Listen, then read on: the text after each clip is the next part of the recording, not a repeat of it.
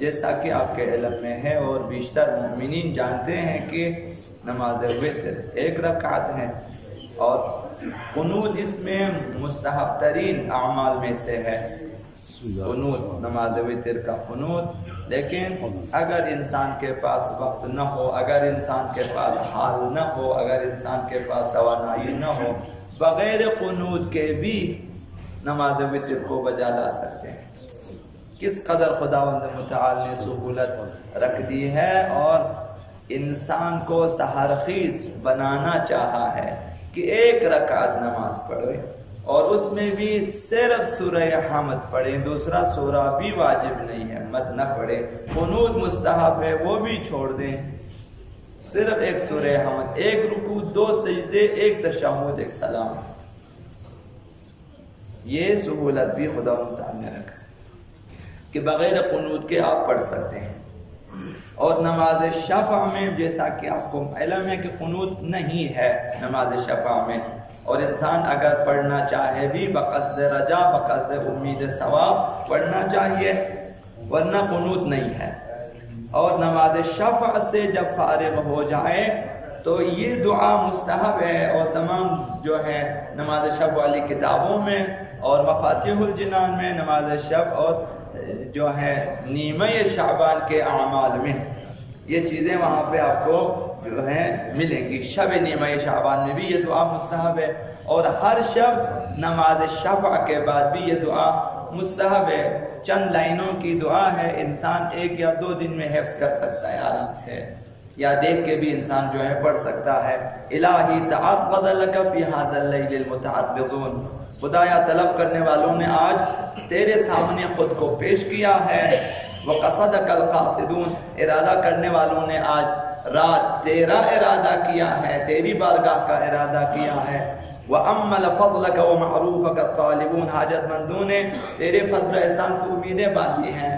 یہ دعا چند لائنوں کی ہے، آگے اور بھی ہے، مثلا یہاں سے یہ دعا شروع ہوتی ہے۔ مستحب ہے کہ انسان نماز شفع کے بعد یہ دعا پڑھے، شاید 1 منٹ لگے اگر اس دعا کو آپ آرام سے پڑھیں، یا پھر زیادہ سے زیادہ 2 منٹ، 2 منٹ بھی شاید نہیں لگے، مختصر ہے۔ یہ دعا مفاتیح وغیرہ میں اعمال شب نیمہ شعبان میں مذکور ہے، اور مستحب ہے۔ تیسرا مسئلہ مستحب ہے کہ انسان اس کے قنوت میں، نماز وتر کے قنوت میں خوف خدا سے گریہ کرے۔ مومن کا بہت بڑا ہنر یہ ہے کہ خداوند متعال کے خوف سے اسے رونا آ جائے، یہ مومن کا ہنر ہے۔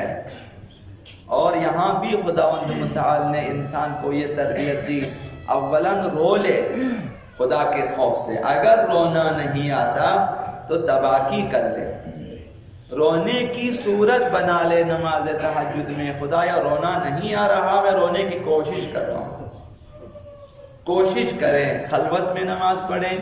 ممکن ہے کہ اکثر مومنین جو ہیں وہ دوسروں کے سامنے یا ان کی موجودگی میں ایسا نہ کر سکے، لیکن خلوت میں کر سکتا ہے کہ تواقی کرے، رونے کی صورت بنا لے، کوشش کرے، اپنے اوپر رونے کو حاوی کرنے کی کوشش کرے کہ رونا آ جائے اسے خوف الہی میں۔ تو آقا امام جعفر الصادق علیہ السلام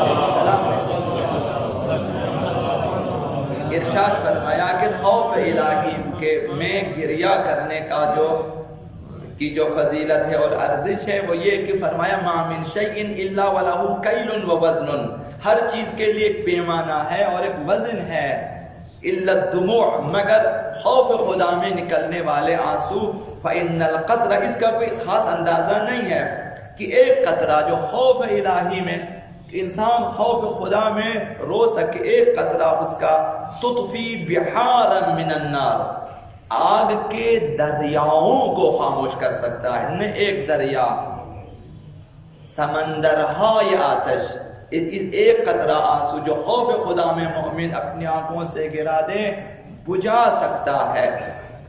اور فرمایا فَإِذَا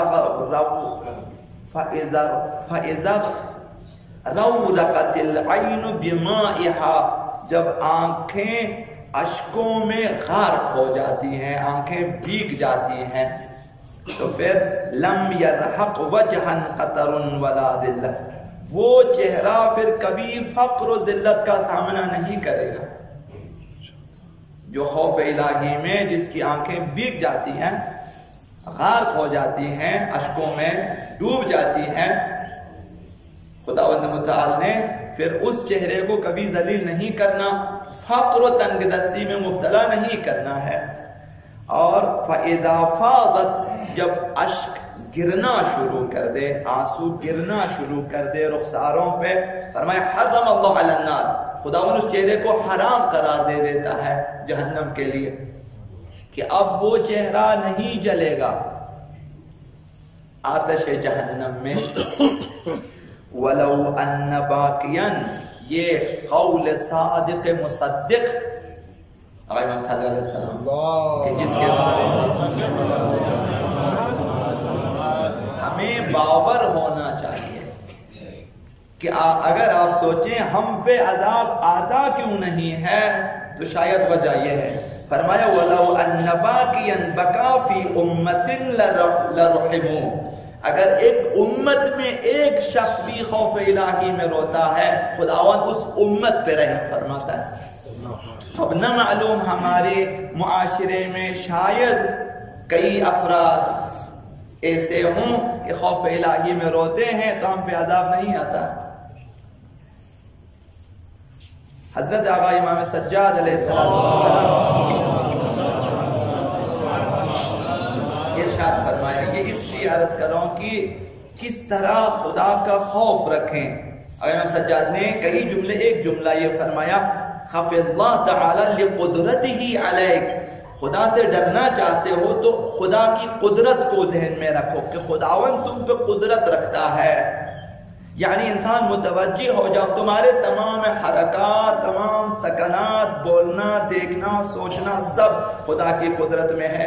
اگر وہ چاہے اسی لمحے کہ جس طرح آپ بجلی کا جو بٹن ہے اسے آپ بند کریں آن کریں، اتنی دیر بھی نہیں لگتی خدا کو کہ ہماری عقل کو لے لے ہم پاگل ہو جائیں، فوراً اسی وقت کن فیکون ہے کہ لمحہ بھی ہم کہہ دیتے، خدا کے لیے اس کی بھی ضرورت نہیں ہوتی، سیکنڈ سے بھی کم۔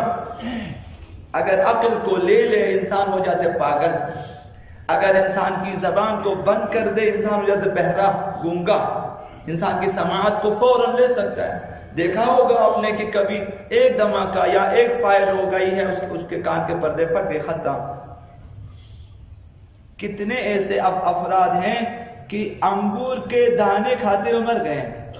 خلیفہ عباسی کا وزیر کا بھائی سیر و تفریح پہ گیا، 2 دانے انگور کے لیے منہ میں ڈالا، دونوں دانے اٹک گئے، مر گئے۔ خداوند قدرت رکھتا ہے، جب آپ چل رہے ہوتے ہیں تو یہ سوچو کہ خداوند مجھے چلا رہا، میں نہیں چل سکتا، فوراً میں زمین گیر ہو سکتا ہوں۔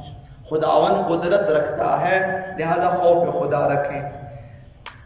مختلف قسم کے امراض اور مشکلات انسان کو گھیر سکتی ہیں، ابھی تک آپ آزاد ہیں تو خدا رکھ، کسی بھی وقت ایک معمولی تہمت لگتی ہے انسان کی زندگی جیل میں سڑ جاتی ہے، ایک معمولی تو کتنے ایسے قیدی ہیں جن کے اصل فائلوں کا پتہ نہیں ہے کہ ان پہ کیا مقدمہ نہیں معلوم، جیلوں میں کہ کہیں غلطی ہو چکی ہے، مثلا ان کی زندگی خراب ہو جاتی ہے۔ بہت ساری بیماری آ جاتی ہے۔ ہم دیکھا کہ روز افسون ہے کہ ٹھیک ٹھاک بندہ مر گیا، ٹھیک ٹھاک بندہ اسے دیکھا کہ بھائی کینسر ہو گیا ہے، فلاں یہ فلاں۔ خداوند قدرت رکھتا ہے، خوف رکھیں ہمیشہ خدا کے سامنے۔